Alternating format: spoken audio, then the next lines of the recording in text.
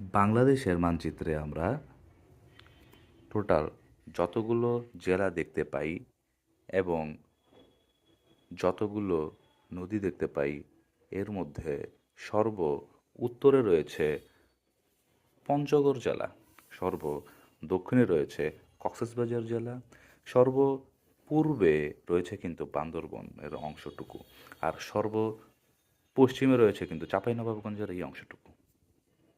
এখন বাংলাদেশের সীমান্তবর্তী জেলাগুলো দেখে নেই। বাংলাদেশের সীমান্তবর্তী জেলা টোটাল ৩২টি। এর মধ্যে ৩০টি হচ্ছে বাংলাদেশ ভারতের সাথে শেয়ার করে সীমানা। আর এইখানে মাত্র দুটি জেলা, যা হচ্ছে বান্দরবন এবং কক্সবাজার, এই দুটো হচ্ছে বান্দরবন, কক্সবাজার এবং রাঙ্গামাটির কিছু অংশ। এই তিনটা জেলা কিন্তু আবার মায়ানমারের সাথে শেয়ার করে, এবং এখানে একমাত্র রাঙ্গামাটি জেলা, যেই জেলা ভারত এবং মায়ানমার এই দুইটি দেশের সাথে একত্রে সীমানা শেয়ার করে।